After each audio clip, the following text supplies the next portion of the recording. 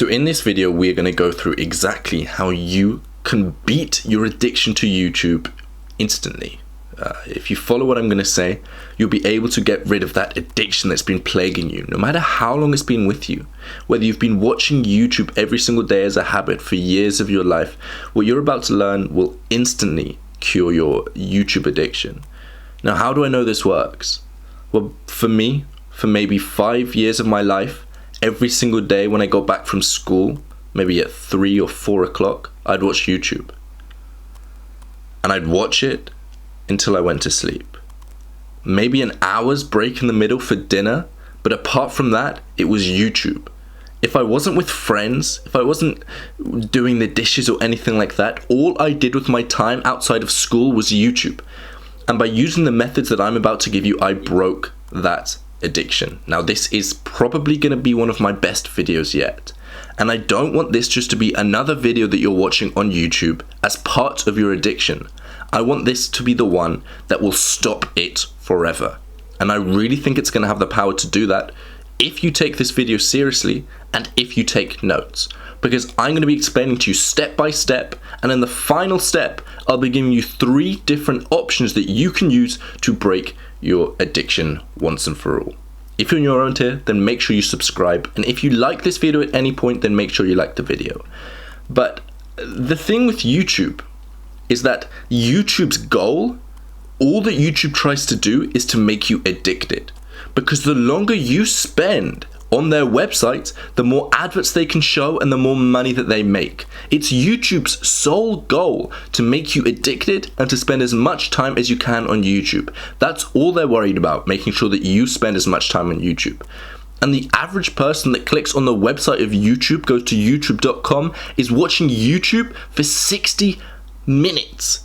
And that is ridiculous. That is how powerful YouTube is as making you stay on their website. They've refined the process so much so that the average person that clicks on youtube.com is there for 60 minutes. And that is just incredible. But it gets worse than that for you. Because other YouTubers, they don't want you to succeed either. They want you to stick around, watch their videos day after day after day after day after day, so that they can keep making money and they can keep achieving their goals. But the difference with me is I'm 19 and I plan on being a YouTuber for years and years to come. Well, maybe not a YouTuber, but whatever comes next.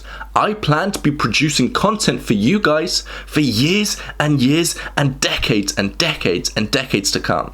So my goal isn't necessarily to keep you watching my videos, but my goal is to make a relationship so that no matter what happens in the future, you will always remember me. That is my goal and my goal only. But just be warned when you're watching other YouTubers that that is not their goal. Their goal is to get you to watch again and again and again. So there's 3 steps that you're going to need to take to break this YouTube addiction once and for all. And the very first one, now this one is fundamental for the other 2 steps. The very first step that you need to do to break your YouTube addiction today is to pick something that you are going to do with your time to replace the time that you currently spend watching YouTube. I used to watch YouTube for around 5 hours every single day. And there was 5 or 6 times where I said to myself, this is enough. I knew that I was wasting my time, but I just couldn't stop watching YouTube. And it was because I didn't have something else to replace that time with. I was stopping watching YouTube. I was downloading extensions that would block the YouTube channel. But when I got to home after school and I said to myself, great, I'm going to do something else. I'm not going to watch YouTube. Because I hadn't picked something else for me to do, because I didn't know what else I should be spending my time on, I couldn't break the procrastination cycle. Now, this is especially bad if you work a 9-to-5 job or if you go to school. Because for the rest of the time and on weekends, you don't have something set that you're going to be spending your time on. So you've got to pick something right now that you're going to be spending your time on when you stop watching YouTube. You've got to have something that you instantly fall into that mode instead of constantly thinking, what am I going to do with my time?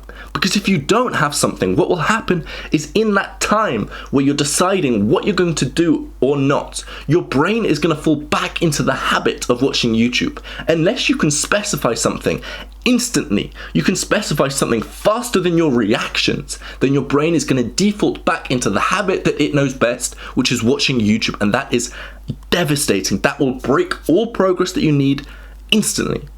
So the first thing that you need is something to do to fill up your time. Now, let me give you some examples. For me, the first thing that I did was reading. I didn't know what to replace YouTube with, so I decided to start reading. And every day after I got home, it was difficult at first. My attention span was so fried, but every day when I got home, I would force myself to read. I would turn my phone off. I would turn my laptop off, and I would read and read and read. It was better than watching YouTube, but all I could think of to do was reading, and that's okay. If you don't know what else to start with reading. Replace YouTube with reading. Now, you might be thinking both of them are just as bad as the other, but the books you're going to want to be reading are books that will improve your life. Self-improvement books. Books that will give you something to do with your life. Books that will help you find the thing that you're passionate about. Books that will give you the habits necessary for you to excel at life. Books on how to start a business. That is what I fell onto after I started reading books for a long period of time. I started reading books about business. I realized that in the current state of today, I will be able to talk about my passion on YouTube, and hopefully some people would start watching. I am able to talk about what I love talking about, and people are going to watch me, and I hope to turn this into a business. Not for the money side of things, but so that I can follow my passion and I can do what I love doing every single day. That is what learning about business will give to you. So for me, I started with reading, then I moved on to business, and now I spend all my time with business. I have this YouTube channel, I have other side things going on. Constantly, I'm trying to grow this channel, grow this personal brand, so that no matter what happens, I am my own boss. I can work the hours I want to work, but more importantly, I can deliver value, and I can feel myself inspired every single day. That is why I do this YouTube channel, and I believe that once you've moved on from reading, business is where a lot of you will fall to. Now, if business isn't for you, then I completely understand. If you don't want to be your own boss, I completely understand. Other things you can do is stuff like art, or stuff like sport, or just whatever gives you inherent pleasure. That is the biggest thing. Things that you want to do because you love doing them, not because you want an external reward. Let me repeat that one more time. You want to pick something to replace your YouTube addiction with something that gives you inherent pleasure from doing it in itself, not pleasure from reaching goals. For example, I talk to this YouTube channel not because of the other advantages, not because I want to make money, not because I want to do all of this other things, not because I want to be famous or anything like that. That is at the bottom of my priority. What's at the top of my priority is this gives me more energy than it takes. This fills me with passion. The fact I'm able to discuss what I love discussing and people are able to benefit from it. That is what I love doing, and that is something that you need to find yourself, and the only way you find it is through experimenting. Don't go inside of yourself trying to find this thing. Look externally, try lots of different things, and eventually you will find the one thing that gives you inherent pleasure, and that is what you're going to be spending the bulk of your time doing instead of watching YouTube. That is the thing that you're going to be doing as soon as you get home from work, and that is the thing you're going to be doing when you get to sleep. That is step one. Find something that you want to do with your time. Now, the second step is widen the gap that you're going to have before the addiction for YouTube kicks in.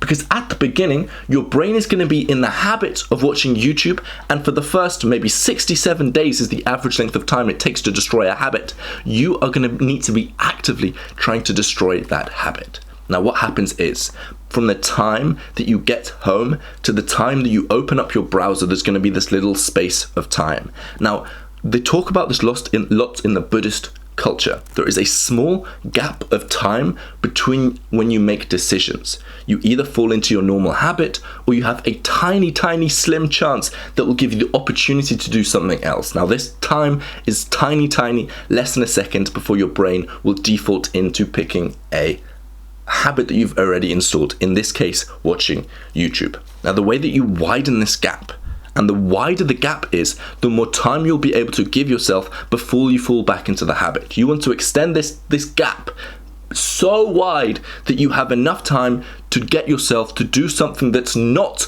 watching YouTube. The way that you widen this gap is through meditation. Now hear me out.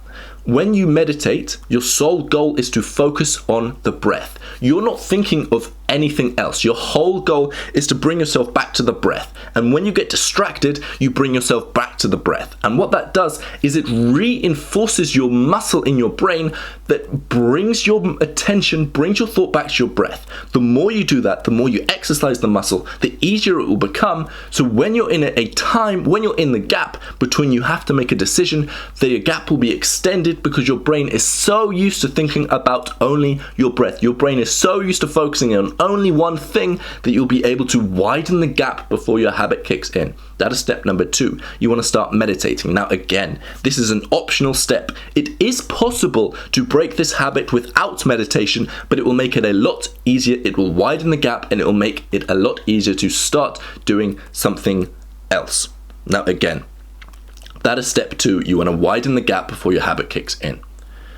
Step number 3. Now I'm going to give you 3 different options here. But before I tell you exactly what these 3 options are that you can use to get yourself motivated and get you into action straight away, let me tell you how I found these 3 things. So over the past year, about 13 months now, I've been journaling every single day. And every single day I write down something in my journal, and there's lots of different sections to it, but the main part is I write down just what's going on in my day, how I'm feeling. And over the course of the past year, there's been 3 different periods in my life where I've gone through unmotivated patches, where I don't get much work done, when I don't have a clear vision, and I'm, just lazy, lethargic, and laying in bed. And each time when I've gone into that period of unmotivation, there's been one thing that has got me out of that period. There's been one thing that's motivated me to get me back into my habits of these positive habits. And each time that I've done that over the past year, I've written down what that one thing was that gave me so much energy, that let me shortcut the process and get me straight into action. Over the past year, I've written down the 3 things that have got me out of these 3 periods of unmotivation. And the only way that I've figured this out, the only way I've given you these 3 things that I'm about to share with you is because of journaling. So if you're not journaling, on a bit of a side note, you need to start journaling now. But anyway, let's get on to what these 3 different things are that you can use. But the whole goal is to do one of 2 things at this step. This is the point where you've recognized that you should be doing something else. You recognize that you want to be doing the one thing that gives you more pleasure. But your brain is wired to take the easy route out. Humans are hardwired to take the easiest option, the one that expends the less amount of energy. Because think about evolution-wise. You don't see any animals walking round and round in circles unless they've got a goal. Their only mission is to stay alive. And by wasting energy, that is not reinforcing the goal of staying alive. So humans are designed to not expend any energy that our brain thinks is pointless. So what you need to do is one of 2 things. You either create the emotion that's needed to get you off your ass and to start doing the thing that you decided you want to be doing, or you've got to bypass the emotion. And I'll tell you a little trick in just a second on how you can bypass all of your emotions and you can just get straight into the habit that you know you should be implementing. But the first thing, let's talk about creating enough emotion that's needed to motivate you to get off your ass. That's what's needed. And I'll give you 2 different options here. Option number 1, you think about death. Because in a week's time, you could die. And that could be the end of your life.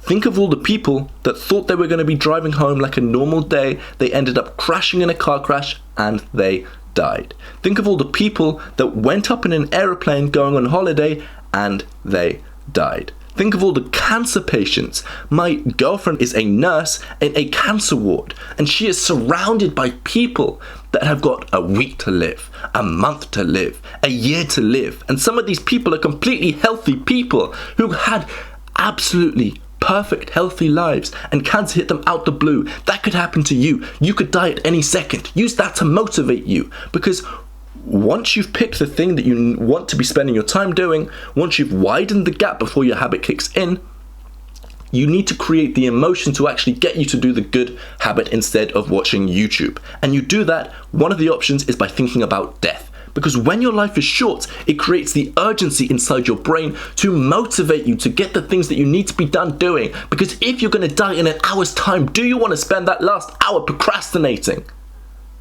No, you don't. Option number 1 to creating enough emotion to get you off your ass is to think about death. Now the second option, think about dark you. Now imagine you're in your life and inside of you there's the shadow. Now I got this idea from racing games online, and what the racing games would do is they would create a shadow of the car that had your record. Once you've raced around a lap in say 1 minute and 10 seconds, whenever you race around that lap again, they're going to show you a shadow, a dark shadow of your car that's racing just in front of you, that's about to beat your time. I want you to picture that in your life. Think about a shadow that's in your position, and when you're sitting to do some homework and you really want to get out your phone, you think about your dark shadow and you see that he's getting ahead of you. He's not checking his phone, he's getting on and working. When you really don't want to go to the gym, you imagine your dark you packing up his things and heading off to the gym.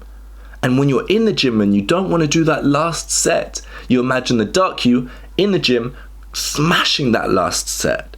Whatever you do, imagine that there's a dark you that is doing everything to the best of its ability. Now that dark thing is your potential. If you made all the right decisions, you would be where your dark person is and you'd become the same person. But if you fail to make the right decisions, then your dark person will be amazing and you will be filled with regret, knowing that you could have been that dark person who has all of the things that you want. You can achieve all that you want. Your potential is so huge and that dark shadow has achieved all of them.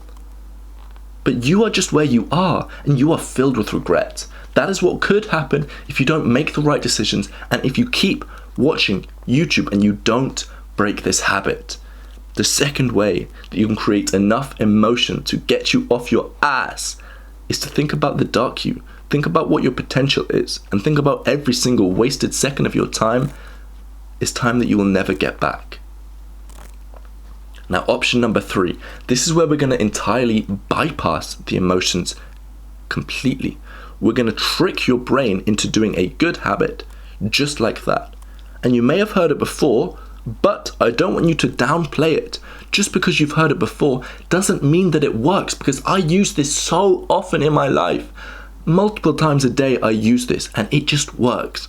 And it is the 5-second rule by Mel Robbins. If you don't know what it is, you count down from 5. You say 5, 4, 3, 2, 1, and you just take action and you start doing the thing that you know you should be doing. By doing this, it's going to short circuit your brain. By as soon as you get to 1 second, you just take action. It's not even going to give your brain the time to think. You're completely short-circuiting your brain and you're just getting into the habit that you know you should be doing. That is the 5-second rule.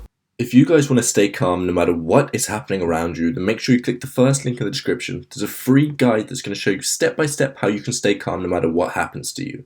If you're new around here, then make sure you subscribe, like the video if you enjoyed, and share this with one person who has a YouTube addiction that you just want to break them out. Share this video with one person that you really want to help. I'll see you later.